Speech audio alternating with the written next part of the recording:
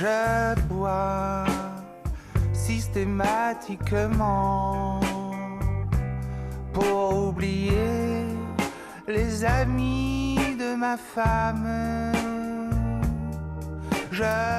Si vous buvez pour oublier, je vous rappelle que nous sommes le mercredi 28 novembre de l'an de grâce 2018 et qu'il est 8h moins 9 minutes. Bonjour Brigitte Fanny. Bonjour. Merci de venir nous parler ce matin d'un dossier important qui concerne un médicament dont on parle beaucoup en ce moment et qui sert théoriquement à lutter contre l'alcoolisme, qui touche quand même beaucoup de monde dans notre pays et qui tue surtout 45 000 personnes en France chaque année. Il ne faut pas l'oublier. Et ce médicament, le baclofène, il ne fait pas l'unanimité en fait. Voilà, il a été mis effectivement sur le marché, autorisé, mais à des conditions qui ne font pas l'unanimité. Petit rappel quand même pour dire ce qu'est le baclofène, donc médicament pour lutter contre l'alcoolisme, mais un médicament qui a une histoire tout à fait extraordinaire, parce que c'est un vieux médicament qui a été prescrit à partir des années, début des années 70 en neurologie. C'est un myorelaxant, un relaxant musculaire, prescrit notamment à des patients épileptiques. Et un beau jour, un médecin qui lui-même avait de gros problèmes avec l'alcool décide de le tester pour voir les effets que ce médicament pourrait avoir sur lui. Et il arrive assez rapidement à décrocher de l'alcool. Il écrit en 2008 un livre qui devient un best-seller où il raconte son aventure avec le baclofène. Il raconte comment il a décroché de l'alcool grâce à ce médicament. Et bien sûr, du coup, beaucoup de patients ont envie de suivre sa voie, mais le baclofène n'est pas autorisé dans le domaine de l'alcoolisme. Bon, il s'ensuit tout un tas d'histoires, toute une saga, et aujourd'hui, 10 ans après, les études ont été réalisées. On sait que le baclofène peut convenir à certains patients, mais pas à tous. Et l'Agence du médicament vient de l'autoriser, mais à 2 conditions précises.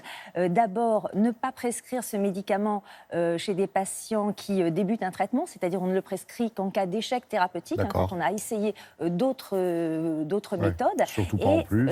L'Agence du médicament recommande de le prescrire à des doses faibles, ce qui ne convient pas à tous les médecins addictologues. Vous savez, ces médecins qui sont spécialistes de la dépendance et qui pensent qu'à ces doses faibles, cela pourrait être une perte de chance pour les patients. On regarde.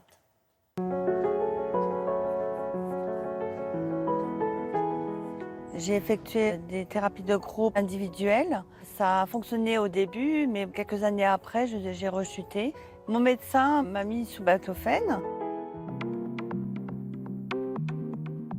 Le baclofène agit sur certains récepteurs du cerveau, qui sont les récepteurs sur lesquels agit aussi l'alcool. Et donc, lorsqu'on prend du baclofène, on a moins envie de consommer de l'alcool.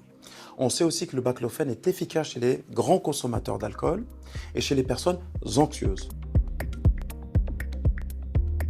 Le baclofène a des effets secondaires à forte dose, c'est des troubles du sommeil, de la fatigue, parfois on a rapporté des troubles neurologiques et très rarement des troubles psychiatriques. À 80 mg de baclofène, les effets secondaires cités sont moins importants, moins prégnants et disparaissent. Vous êtes à 90 mg. Oui. Vous devez vous remettre dans une perspective de ne pas consommer. Voilà. On verra s'il faut augmenter le baclofène, on le fera. Vous le savez bien, mais je ne veux pas le faire tout de suite. La plupart des études scientifiques publiées montrent qu'à faible dose, en 80 mg, le baclofène a un effet modeste mais significatif. Les autorités sanitaires recommandent une dose journalière de baclofène de 80 mg. Dans les services hospitaliers spécialisés, il arrive très souvent que la prescription va au-delà de 80 mg. Par exemple, 200, 250, voire 300 mg par jour. Une seule étude, et c'est une étude française, montre réellement l'efficacité du baclofène à forte dose chez les gros consommateurs. À 90 mg, le baclofène agit pour moi comme un décontractant et comme un médicament qui m'enlève l'envie de boire. Est-ce que c'est efficace en permanence ? Il faut être régulier dans la prise du médicament. Si on ne prend pas le médicament régulièrement, on peut retomber en faisant des écarts, ce qui m'arrive parfois. Tous les gros consommateurs d'alcool ne viennent pas dans les services hospitaliers d'addictologie. Ils vont souvent en médecine de ville, chez les médecins généralistes.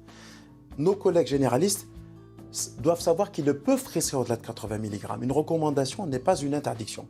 Simplement, cette prescription doit être assortie d'une surveillance stricte du patient. Si nos collègues généralistes en ville se sentent bridés par les 80 mg de baclofène par jour alors qu'ils reçoivent de gros consommateurs d'alcool, c'est une vraie perte de chance pour ces patients de ne pas recevoir la bonne dose pour pouvoir arrêter de boire. Oui, mais Brigitte Fanny, le médicament, ça ne suffit pas quand même. Non, il faut, pour lutter contre l'alcoolisme, bien sûr, une prise en charge multidisciplinaire qui comprend le traitement médical, mais aussi la psychothérapie, des groupes de parole, éventuellement l'aide d'une assistante sociale.